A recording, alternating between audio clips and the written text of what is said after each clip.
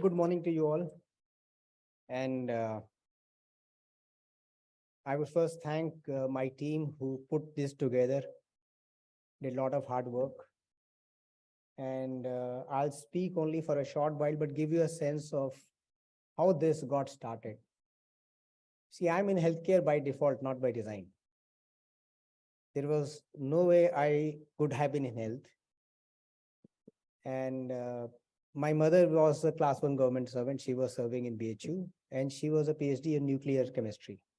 Like, this also brings to the fact that highly educated people also get down under health. And my father was serving Lucknow University. He was a topper in chemistry and a PhD in chemistry too. So I come from a family of academicians.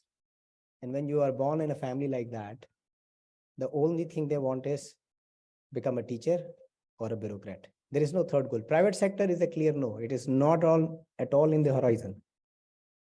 So one fine day, the doctor called me and he said, Rajan, what's your source of income?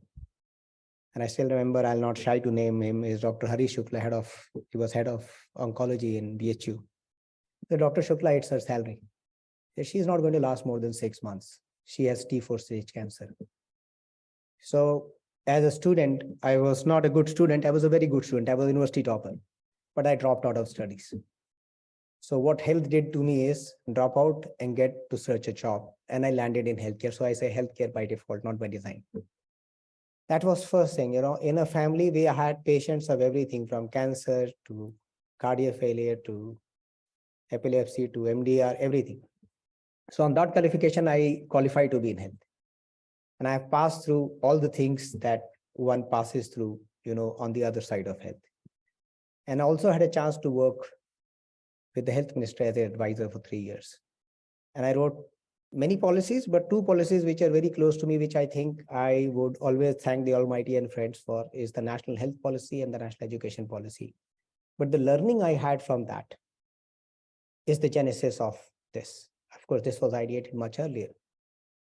In my 3 years of 2016 to 18 as advisor to Union Health Minister, I have not met, I would say, a single patient representative giving inputs. Not at all. Only mails I would get is, sir, we are passing, because when they write to the Union Minister on his email ID, they CC his advisor also. Sir, we are passing through this problem. Can you help us? But no one ever came and no one was ever, reached out for inputs. So I felt that in the entire ecosystem where in healthcare we are supposed to serve them, where is patient in this discourse? And that's probably why healthcare is not changing. And this was ideated in my first book, which I think you cannot change certain things. In 2014, when I wrote my first book, I wrote that, in the inner back cover, it was written, I am in the process of setting the patients union, which is exactly this. But then I got into the government, years flew by. And then I told my team last December, 6th April we'll launch. And they say, why a weekday and why 6th April? I said, 7th April is a World Health Day. Shouldn't we have something for the patients a day before that? At least it'll bring focus to that. And let's do something, because when you set up, when you come with such values in a family, you are taught to do things which are about society. So even when I set up this organization, which is, I think, 7th or 8th organization I have set up, I said, we'll be an organization for purpose. We'll be an organization for transformation. And if we also didn't do this patient union, we will be like any other healthcare organization out there to make money, and that's not our purpose. So everything we do at Digital Health Estates or any of its constituents, and most of you have been a part of, we are all driven by saying, are we driving a change at the grassroots? Are we impacting that? And this is exactly what we have tried to do through this patients union. When we spoke to a lot of friends, I WhatsApp Dr. Tedros, Dr. P.M. Namgyal is representative, and our director of WHO is here. We have many people. And I said, if we don't do things for patient, if we don't get them to be voices which we need to hear, we have done disservice to health. So that was the genesis and why we're holding on weekday. People told me, if you get it on a weekend, you'll get more people. I said, no, 6th April is fixed. In fact, our goal is that at one time we should celebrate 6th April as Patients' Day. That should be, because there's nothing for patients. And people have asked us, a great idea, why didn't people don't do this ever? I said, not our problem. We are supposed to do it, and that's why we are doing it. And I think we are out here. We are thankful to the Ministry of Ayush, in fact, Ministry of Consumer Affairs, a lot of our friends in the Ministry of Health, people like you all here, and to say that did the work, it's a great thing. I said, no, it's just the beginning. In fact, today is Hanuman Jayanti. Greetings to you. And that also is very coincidental. He uplifted the entire Parvat to cure someone. We have to do more heavy lifting than him. We have to lift the entire patient community, bring them in the main discourse of health, and try to bring a bottom-up change through that.